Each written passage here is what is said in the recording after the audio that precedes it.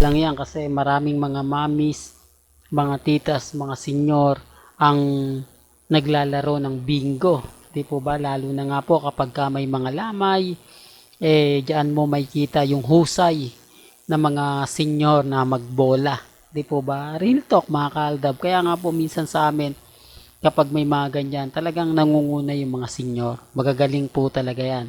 Pero dito po kasi ibang usapan na nga po raw. Dahil casino na.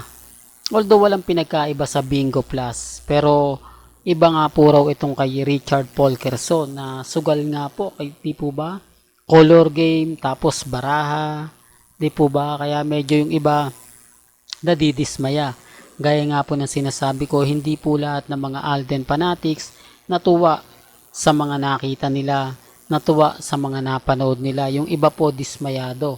Kaya nga po maraming humihiling na i-withdraw na ni Alden Richards ang pagiging endorsement ng Casino Plus. Hindi raw po ito maganda para daw po sa karir ni Alden Richards. Kaya nga po natin ina-update yan. Kayo lang po talaga ang makapagsasabi kung ano yung sa tingin po ninyo, kung magagamit nga po ba ito laban kay Richard Polkerson. Kung maraming Alden fanatics ang hindi po susuporta dito po sa ini-endorse ni Alden Richards. Remind ko lang po sa inyo baka mali na naman po yung mga mababasa nyo patungkol po kay Mr. Destiny. Baka sabihin ng iba, sinisiraan mo naman si Richard Polkerson Hindi po. Tuloy pa rin po tayo sa suporta kay Alden. Pero ibang usapan na nga po raw yung ganito. Ibang usapan na nga po raw itong Casino Plus. Di po ba? Doon lang po yung issue. Doon lang po tumumbok yung mga naglalabasan. Wala po tayong tinumbok na kumbaga ganito ganyan. Di po ba?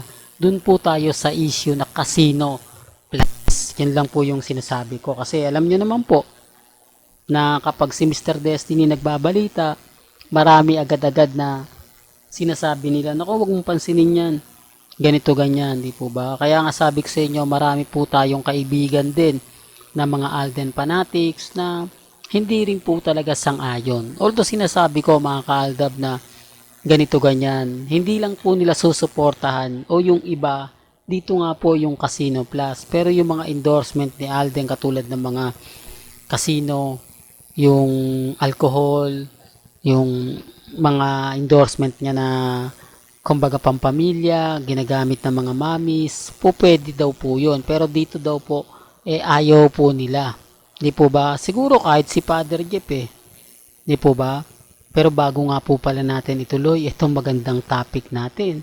Kung bago ka lang sa channel na to, at isa kang true-blooded Aldab Nation na nagmamahal kina Mengay at Isoy, tama po ang channel na pinuntahan mo. Kaya consider na po kitang bagong subscriber. At huwag mong kalimutang i-share ang mga video po natin sa mga mami, sa mga titas, at sa mga senyor. Remind ko lang po sa mga naiinis, sa mga galit na galit, okay lang po yan. Kumbaga, hindi naman po tayo namimilit. Di po ba? Although sinasabi ng mga ibang Alden fanatics, kung ayaw nyo, di wag nyo suportahan. Di po ba? Ganun naman po Kaya ako lang po sinasabi to para rin po maging reaksyon o makuha din po yung atensyon ng iba. Maging patas sa mga magiging reaksyon kung papabor po ba kayo o hindi. Di po ba? Hindi po yung iba po yung nagbabalita kasi gagamitin nga po nila yan para pabagsakin si Richard Polkerson. Gagamitin nila yan para tuluyang mawala, tuluyang mainis yung mga ilang mga fans ni Alden at bibitiw na nga po.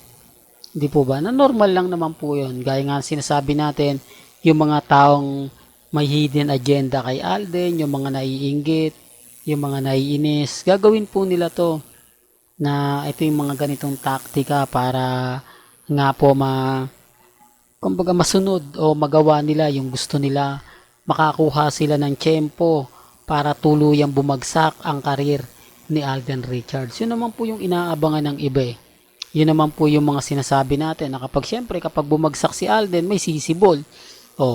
May bagong pag-uusapan, may bagong ito na yung ganito, ito na yung gano'n. Di po ba? Sinasabi ko lang po ito para lang po sa kaalaman ng lahat, lalo na po sa mga taong dumadaan at bumibisita po sa atin. Walang dito na lang po ang ating latest updates. Kaya kung gusto nyo pa po ng pinaka-latest at sariwang update kay Richard Paul Quezon Jr., abay tumutok lang po kayo dito po sa channel ni Mr. Destiny. Hanggang sa muli, salamat po sa panonood at pakikinig.